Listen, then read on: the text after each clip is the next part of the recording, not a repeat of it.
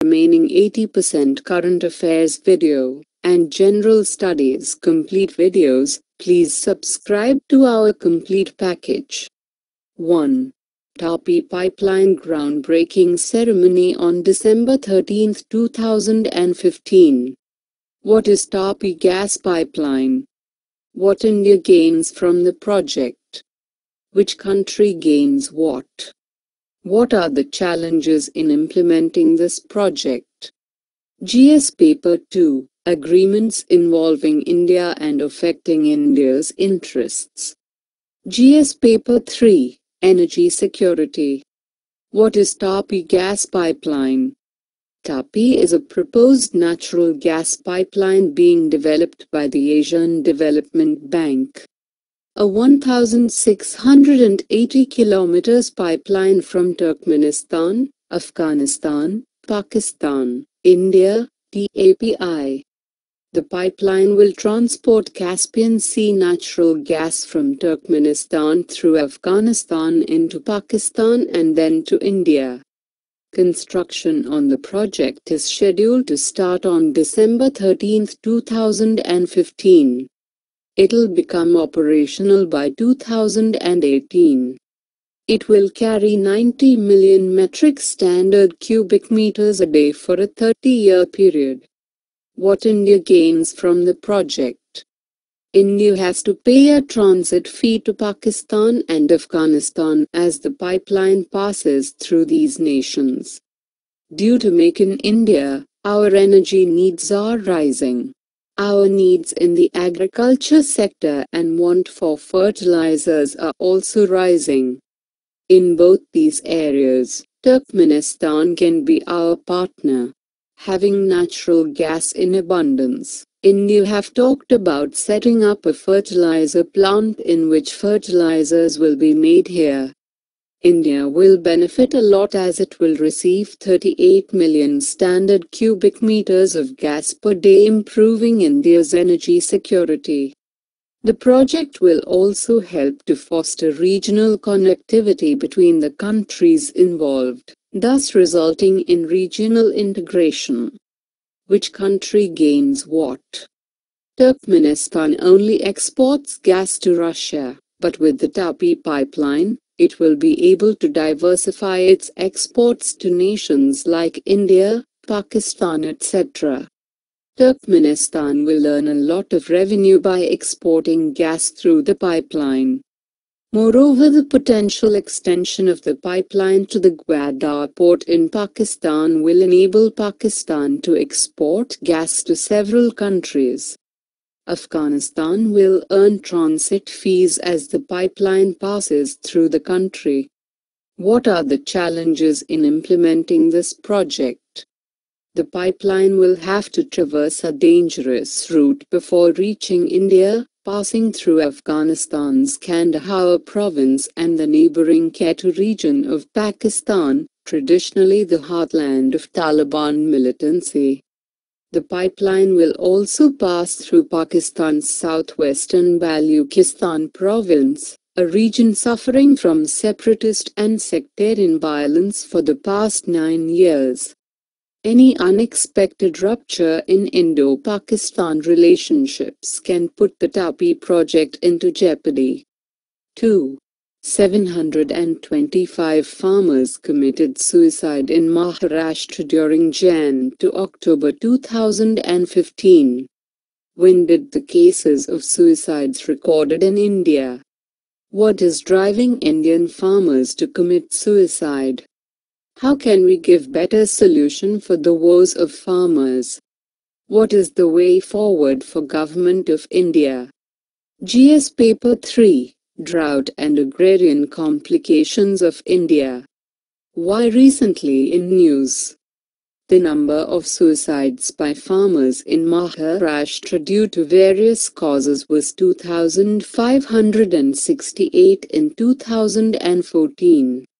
As many as 725 farmers committed suicide in Maharashtra this year, till October 31st, due to agrarian reasons, the Rajya Sabha was informed on Friday.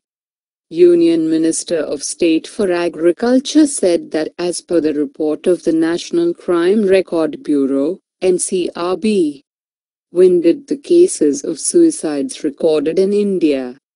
Behind all the growth and development lies the reality that Indian farmers have to face extreme poverty and financial crisis driving them to suicides.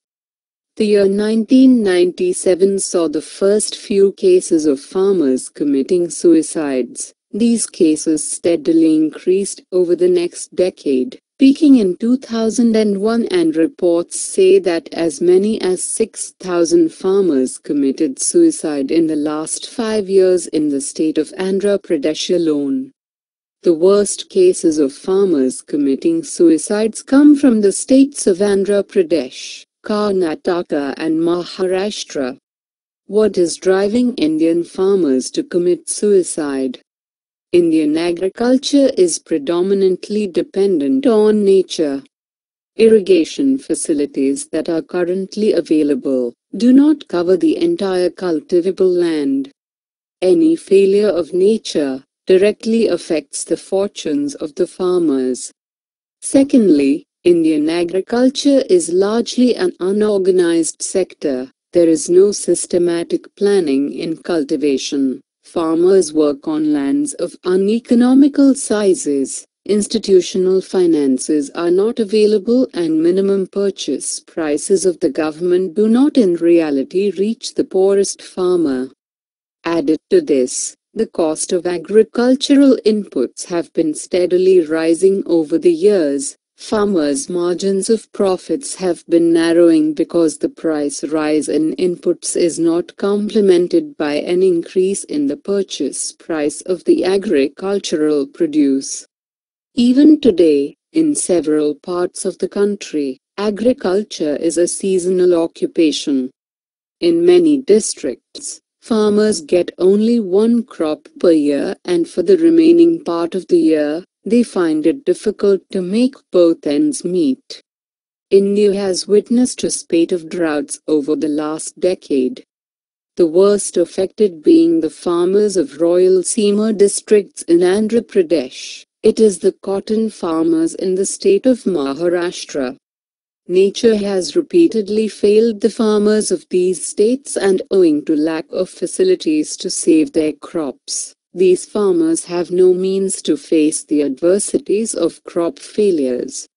If the farmers are at the mercy of monsoons for timely water for their crops, they are at the mercy of the government for alternative irrigation facilities. The government cannot be trusted to always act in the interest of the farmers. The farmers normally resort to borrowing from money lenders, in the absence of institutionalized finance. Where institutional finance is available, the ordinary farmer does not have a chance of availing it because of the procedures involved in disbursing the finance. The institutional finance, where available, is mostly availed by the medium or large landowners. The small farmers do not even have the awareness of the existence of such facilities. The money lender is the only source of finance to the farmers. Should the crops fail, the farmers fall into a debt trap, and crop failures piled up over the years give them no other option other than ending their lives. The input-output ratio, in terms of money invested in agriculture, is very meager, primarily because of raising cost of inputs and insufficient support prices from the government. Repeated crop failures, debt hassles, lack of alternative sources of income, absence of institutional finance have left the farmers with no other solution other than ending their lives. Another disturbing trend has been observed, where farmers commit suicide in order to avail relief and benefits announced by the government, to support the families of the farmers who have died. This is true in the case of several farmers in Andhra Pradesh who committed suicide so that their families could at least benefit from the government's relief programs. Giving monetary relief is not an effective solution. The solutions should aim at the entire structure of agriculture. How can we give better solution for the woes of farmers? The dependency of agriculture on nature should be reduced. This calls for effective management of water during seasons of good monsoons. Prevention of crop failure should be the primary aim of the government. In most cases, it is not the lack of water but the lack of proper management on the government's part that causes water shortage.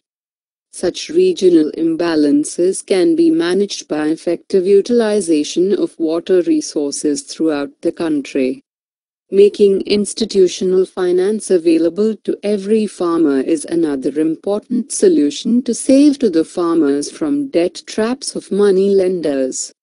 Where institutional finance is available, it should be made easily accessible to the poorest farmers.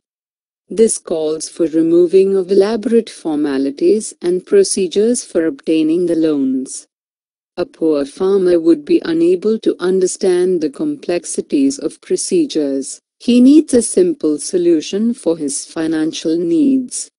Effective monitoring of the disbursed funds is also required because in many cases, the poor farmer is used as a front end while in fact the benefit of the loan is availed by a bigger landowner.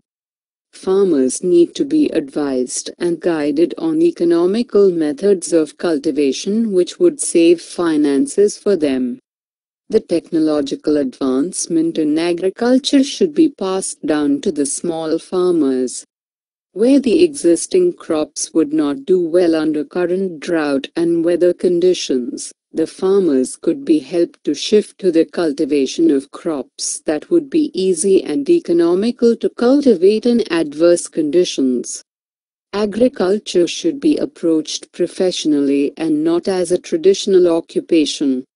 The government could also explore the possibility of pooling of the lands of small farmers and making a bigger chunk of economically cultivable land. Through pooling of lands, the small farmers can avail the economies of cultivating on a larger scale. Small farmers should be encouraged to develop alternative sources of income and the government should take up the responsibility of providing training to the farmers to acquire new skills. In drought-affected areas, the government could start alternative employment generation programs to reduce the dependency on agriculture as the sole source of income. Provision of relief facilities alone is not sufficient as it has been observed in the case of Andhra Pradesh where farmers committed suicides just to avail the benefits of relief packages. Relief packages should be given as a benefit to farmers to enable them to sustain their livelihood rather than as a relief to families of farmers who commit suicide. Conclusion. The government needs to come up with proactive solutions and the nation has to realize that farmers' suicides are not minor issues happening in remote parts of a few states. It is a reflection of the true state of the basis of our economy.